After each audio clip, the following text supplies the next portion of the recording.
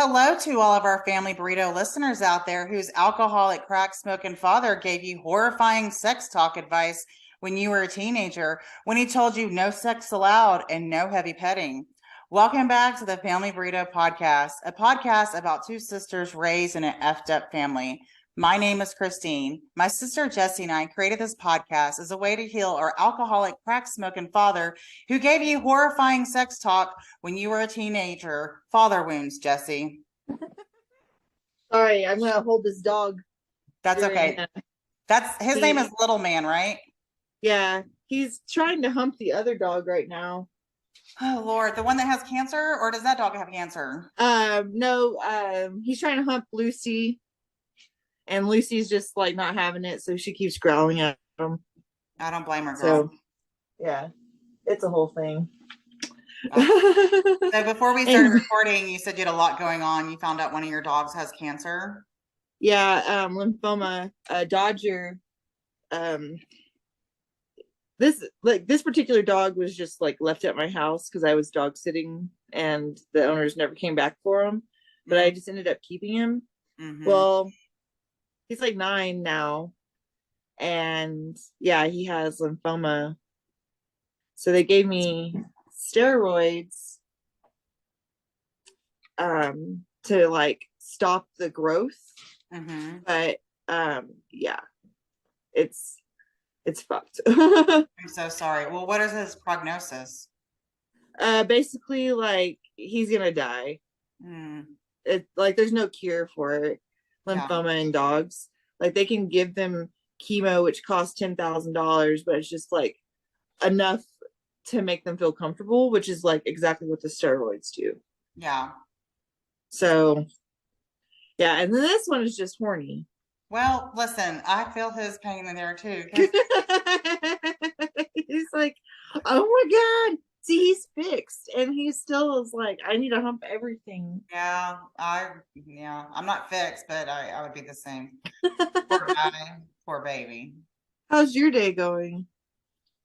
Oh God, I just feel like there's never enough time. It's just been very extra lately because I just been working a lot in the outpatient clinic, and it's just been super slammed, and it's the same broken record. Like right now, it's Saturday. I did work today extra, but I have like 44 charts I need to get completed by tomorrow. And so in each chart takes about 20 minutes. So let's do some math, Jessie. What's 44 times 20 minutes? Okay. That's a lot. That's a lot. That's a lot, right? And so, and then, then there's just life in general. And so, with my daughter, there's stuff going on there, and, making sure she's doing okay. 7th grade is rough. I tell you that much. It's just. How was her birthday? Her birthday was really good. She had it was interesting because it was, starting to blend family, my family with Jeff's family and then Shane. So, everybody was great and well behaved and kind and considerate. And so it was everybody, went with the flow. And, Shane and I, our relationship stronger than it's ever been, and so it's interesting because for the longest time I needed him to help me. And that was one of the reasons why I got divorced, because he'd never helped me. And finally, like back in September, I love it. September, I just surrendered because I was like, I am truly doing this on my own. He will never help me. And, I talk about this all the time. Like when you surrender, that's when stuff happens. Well, I finally did. And guess what? Our relationship is better than it's ever been. Our team as co-parents is better. Right now we're doing like a trial of 50-50 custody right now. And so she's with him 1 week and me 1 week, but we're talking, nice. Yeah, we're talking like almost every day, and Sophia's loving it. I actually also took Sophia's cell phone away. I just felt like that cell phone was ruining her life, and it truly was. And she's a different kid without it.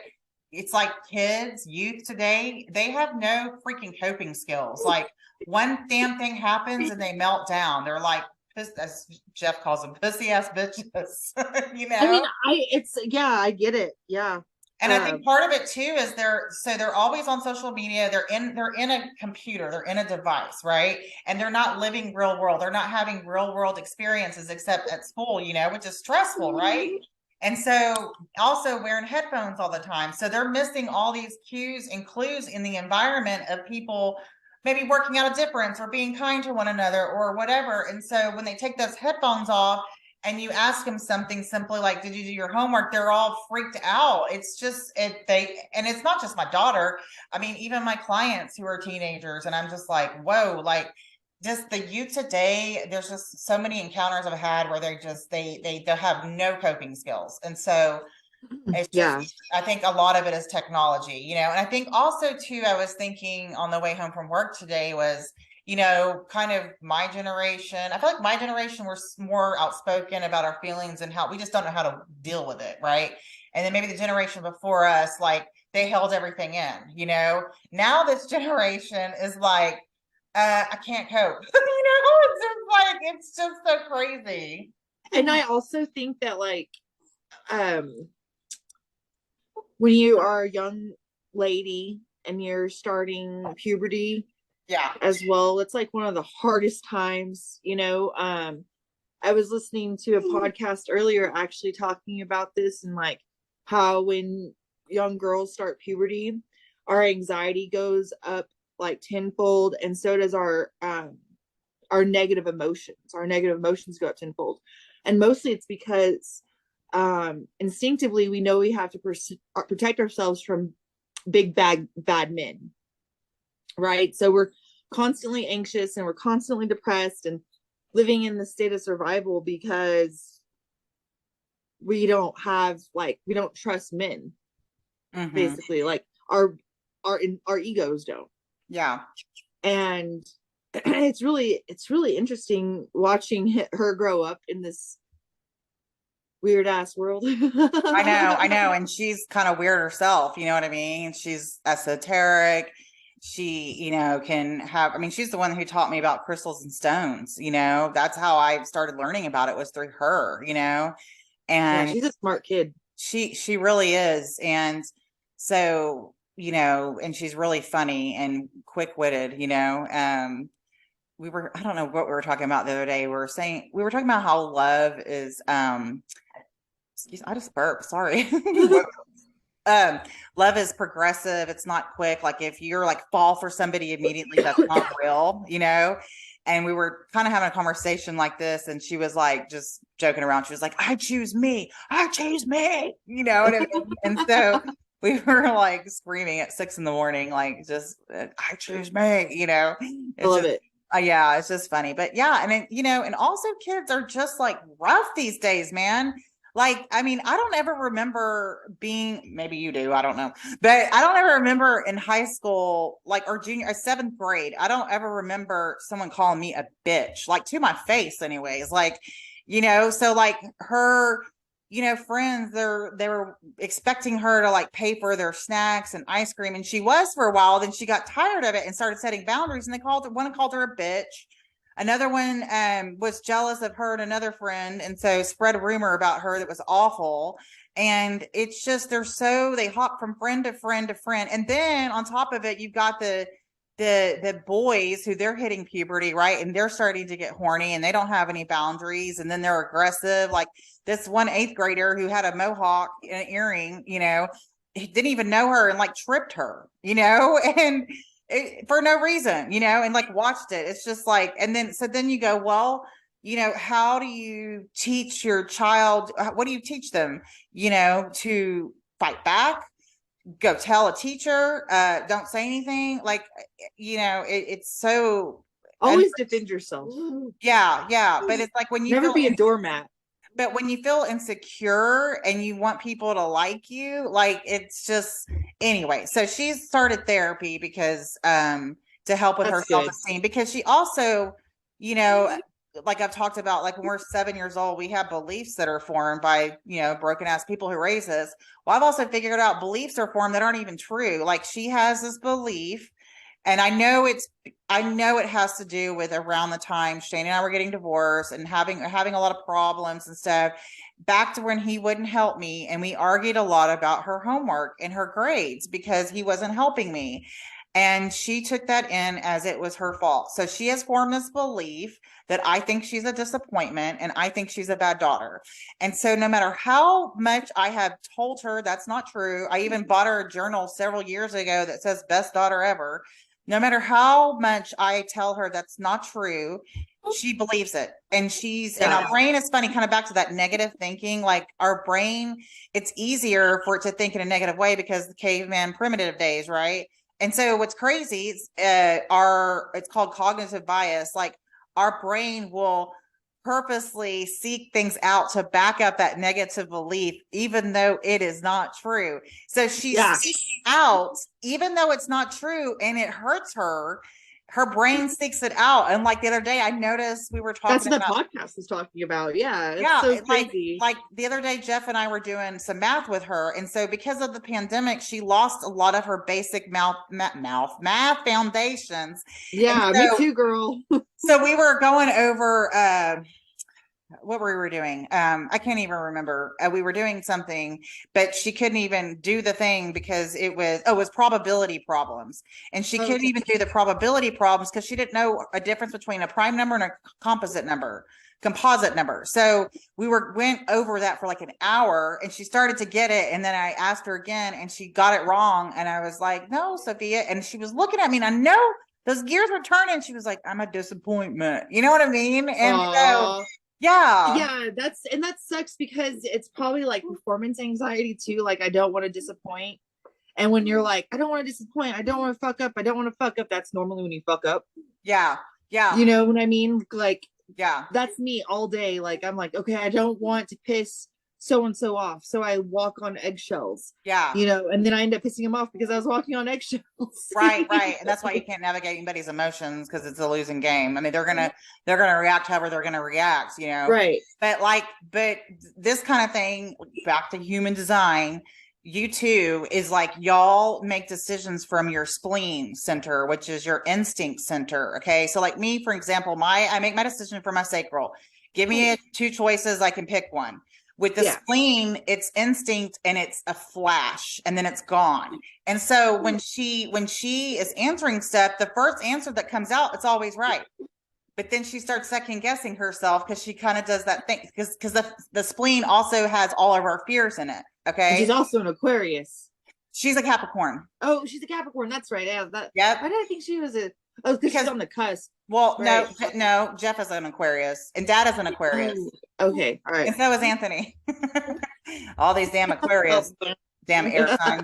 But she's a Capricorn, so she'll be fine. Yeah. So, but I've noticed, like, seriously, that instinct that's there, and then she starts. I'm like, just pick that. That's why they kind of, when they say, pick the answer you pick first, like the first one, you know, and that's really, really true in my opinion. But math is cool because you can always like check your answer, but it's a little different if it's like a prime, you know, composite number, but whatever. It's just, you know, I was really bummed out about that, like that she feels that I feel that way about her because it's totally not even true. I talk about her all the time.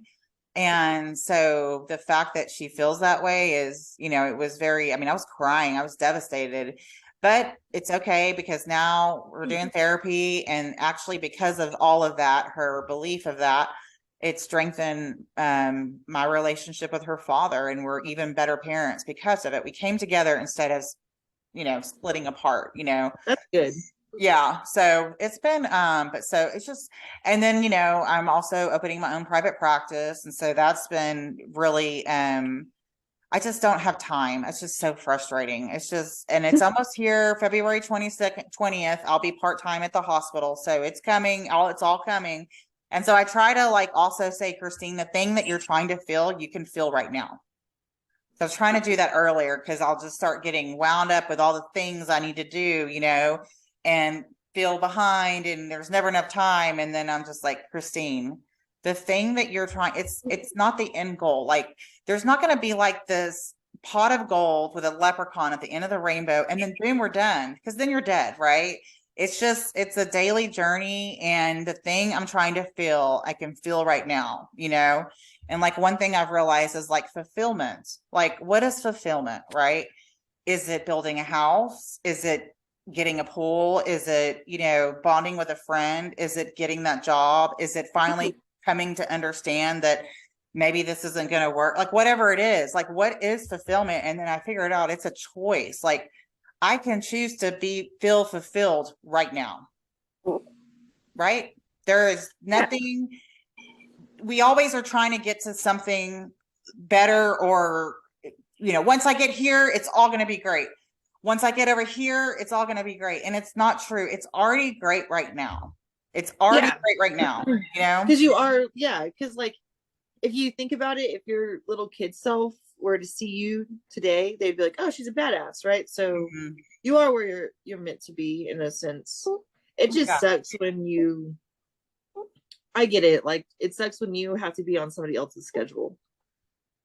Yeah. And that's one thing with my human design. I know I talk about it all the time, that one of my themes is like, I'm always kind of changing my pattern. I have this thing with my pattern, like my schedule, my patterns. I definitely do not like being on there. That is a big theme in my human design. I don't like to be on anyone's schedule.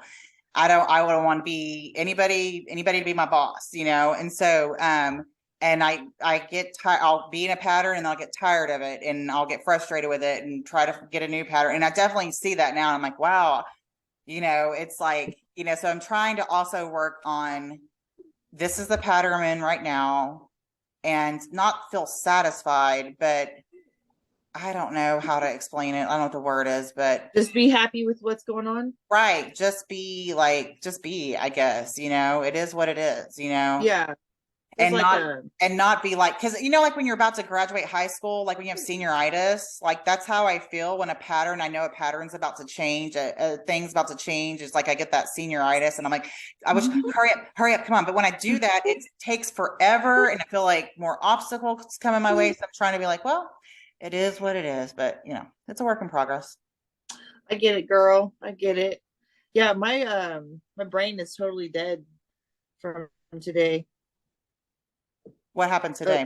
Because of the finding out your dog had cancer? Yeah. Sorry. I'm getting a phone call right now. Okay. My freaking iPad apparently is like, let me take over your screen. Oh shit. So good thing you're not on Pornhub. Funny. No, man. No, so man. What else besides the sad doggy news? What else has been going on with you? Just been working. I feel like I've just been working all the time. Yeah. Like, are you doing any welding stuff yet?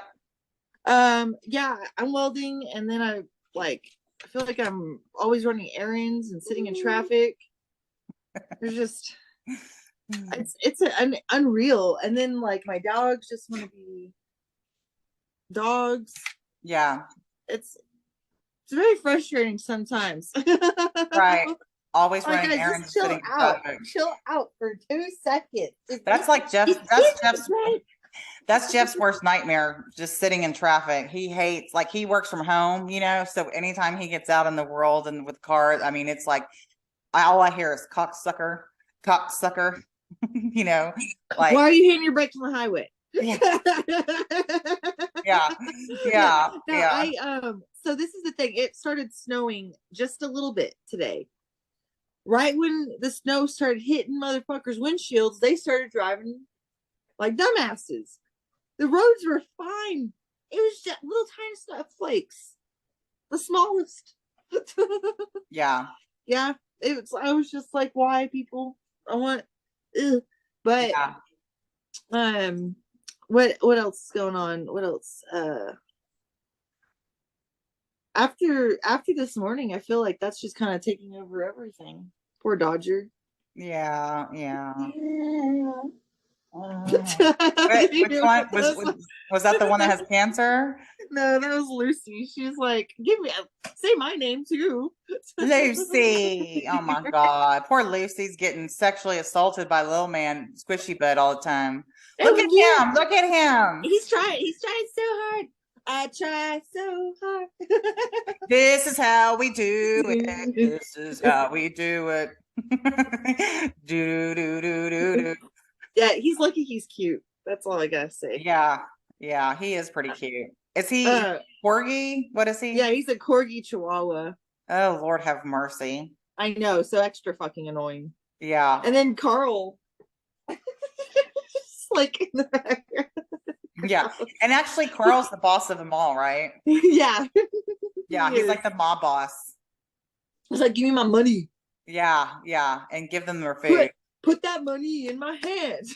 Yeah. Yeah. So, my Mexican street dog, Juanita, so she's always on the chain out there on the leash like a slave because she ran away all the time. And I feel horrible because it's like, that's no kind of life. Like, all I do, Jesse, I go to work, and sometimes I'll take her to the pet hotel, and she'll get her nails done, all that, but that shit gets expensive. So Jeff will be there, working from the house, but while she's on the chain, like the slave she is, and put a little bit of water out there, she runs out of the water, she'll just go drink out of the pool, it's just like, and I'll come home and I'm tired, I'm mentally exhausted, and I'm just like, I gotta lay down, and I feel like terrible, like a terrible dog mom, because I'm not walking her like I used to. We're not bonding. But I told Jeff, I said, you know what? I'm going to train her. I'm going to start training her. And so where she won't run away, that's just awful. And so we have $1,000 vet right now. And then I have until March 30th, I think, March 30th. And he's like, you might as well just go ahead and give me, like, you can do some payment installments. Go ahead right now, because he's like, there's no way. He's like, there's no way she's going to pretend that she's listening to you, because she's pretty manipulative, and then she's just going to jump, and so I don't know, Jesse, I don't know what to do. You could hire a dog trainer for $1,000. Yeah, but the thing is, I could hire a dog trainer, but that dog trainer is gonna be bonding with my Juanita. It's me. I need to bond with her. I think that they teach you how to do it. Like, there's dog trainers that will help you bond with your dog. Yeah. So they listen to you. Like, all my dogs listen to me. They can all walk with me off leash. Oh, nice. Yeah, and I didn't train them. Michael did. Yeah, yeah. But they know, like, I'm still their mom. Yeah. The dogs are smart. You just have to be alpha female, because she's a female, right? Yeah. And that's the thing too, is that I'm like, I'm tired of saying this, but it's like, I don't have time. And so I don't know. But it'll get better. Everything's okay. Time is evil. Yeah. I need time to come back and be on my side again. I mean, time is on my side. I just, it just seems like part of it is just where I'm working. It's just, actually, that's a lot of it. It's 90% of it. As I transition to have my own private practice, because the problem is like, let me just give you an example of what my day's like. I sit down and I already have 3 Microsoft Team messages. I've got text messages, phone calls coming in, messages from pharmacy, social workers. And this is all within like 15 minutes when I open up my computer. I haven't even reviewed a note from a patient chart yet. Okay. Then I go start. And so when I start doing that, and then it's just snowballs, like everything just always gets backed up. And so then the client comes in and they're in crisis, and it's too much. And so that's why, like, doing my own private practice, I wouldn't have to deal with insurance companies and pharmacies and, resending a prescription because the insurance company is requesting 90-day supply in the bottle, or having to do a pre-authorization where I'm sitting on the phone with the insurance company for 55 minutes while I've got 4 patients in the lobby backed up waiting to see me, And so, and it's just, that's why I'm always behind in charting, because all of those things take up my time, and I have to sacrifice my own time with charting on my days off, on the weekend, whatever. And so when I have my own private practice, I won't have to deal with it. All I have to do is talk with the client. I don't have to deal with anyone else but the client. You'll hire somebody to do insurance, or you're not going to accept it's insurance? Just going to be cash only. Yeah. Mm-hmm. Okay. For now, or are you going to ever take insurance? I don't know. I'm going to see how it goes. I have a psychiatrist who's like my mentor, and he has only taken cash this for years and years and years. He does both in person and telehealth. And so he basically told me my price points. I was lowballing myself, by the way. And he was like, with your experience and all this stuff, he was like, just go ahead and, told me what to, how to price it and stuff. So yeah, that's cool. Mm-hmm. That'll be really awesome. Yeah. So, Sorry. and I may down the line, but if I do that, that's just going to take more of my time, so. My dog is crazy. Yeah. Well, anything else going on with you, baby girl? No, I'm just brain fried. I just wanted to record because it was Dad's birthday this week. Yes. Happy birthday, crazy daddy. And that's basically it. That was like my only goal. And then I was like, I'm sure there's more that I had to say, but yeah. Now my brain's just focused on steroids and lymphoma. Yep. And the squishy butthole. And humping, dry humping. Oh my God. Yeah. Hey, no heavy petting, Jessie. No heavy petting, okay? All right. Well, I love you, baby girl. You take care, okay? All right. I love you too. I'll see you later.